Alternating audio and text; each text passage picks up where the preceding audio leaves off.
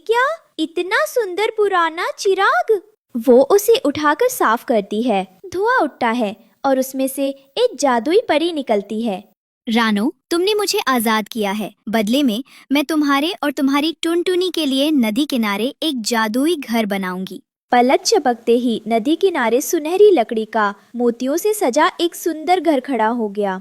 ये तो सपनों जैसा है। अब मेरी टुनटुनी बारिश और ठंड से सुरक्षित रहेगी।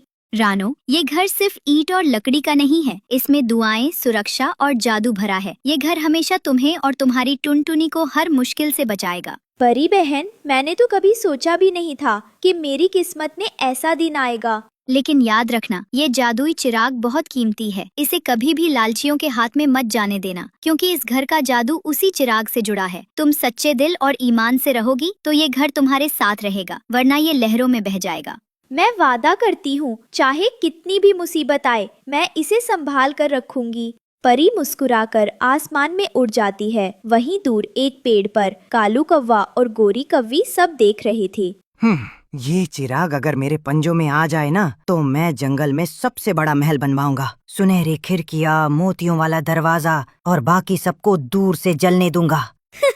अरे हाँ, औरतों जैसी हरकतें मत कर कालू। घर बनाने का शौक तेरे को कब से चढ़ गया। लेकिन सच कहूँ तो वो घर देखकर मेरा भी दिल मचल गया। अभी कल तक वो रानो बारिश में भीग रही थी, पत्तों से पानी झाड़ रही थी, और आज देखो रानी बनकर बैठी है। इसलिए तो कह रहा हूँ, वो चिराग निकालना पड़ेगा। काम आसान नहीं है कालू मियाँ। वो घर चमक रहा है और चिराग भी जादुई लगता है। लेकिन अगर हम रात में जाए, जब रानो और उसकी टुनटुनी सो रही हो, तो धीरे धीरे पंजों में दबाकर चिराग उठा सकते हैं। तू तो पूरी योजना बना चुकी है।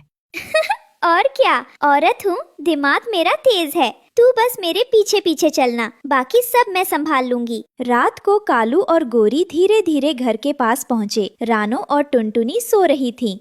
देख कालू, धीरे चल, जरा भी आवाज हुई तो वो चिड़िया उठ जाएगी। हाँ, बस थोड़ा और, चिराग मेरी चोंच में आने ही वाला है। जैसे ही कालू चिराग उठाता है, वो अचानक चमकने लगता है और तेज हवा चल पड़ती है। तभी परी प्रकट होती है। रुको, ये चिराग चोरी करने वालों के लिए नहीं है। ये भलाई और नेक दिल लोगों के लिए है। अरे परी बहन, हम तो बस देखने आए थे। कालू ने कहा था कि घर सजाने के लिए चिराग चाहिए। हमारा तो बस मन बहलाने का इरादा था, चोरी का तो सोच भी नहीं सकते थे। चुप कर, चल भाग यहाँ से। झूठ मत बोलो, मैं तुम्हारे दिल की हर बात सुन सकती हूँ। अब अपने लालच का फल पाओ। तेज रोशनी कालू और गोरी को हवा में उड़ा देती है और वो कीचड़ में गिरते हैं। अगले दिन कालू बदला लेने के लिए आता है। तभी रानो टुनटुनी को चोंच से दाना खिला रही थी। पास के पेड़ की डाल पर छुपा कालू कौवा लालच से देख रहा था। कल चिराग नहीं मिला, कोई बात नहीं। अगर टुनटुनी मेरे पंजों में आ गई तो रानो खुद चिराग देकर उसे छुड़ाएगी।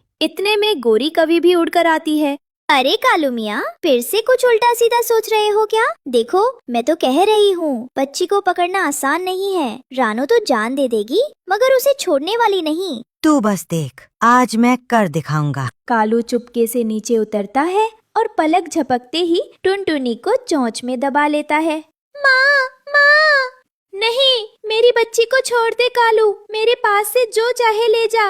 अरे ओ रानो, तू भी ना जरा सी बात पर चिल्लाने लगती है। कालू मियाँ बस खेलने के लिए ले जा रहे हैं, इसमें रोने धोने की क्या जरूरत। अचानक जादुई घर की दीवारें सुनहरी रोशनी में चमकने लगती हैं। एक जादुई जाल कौवे को पकड़ लेता है और कालू कौवा नीचे आ गिरता है। अरे बाप रे, मैंने तो सोचा था ये घर बस महल जैसा दिखता है, ये तो पहरेदार भी है।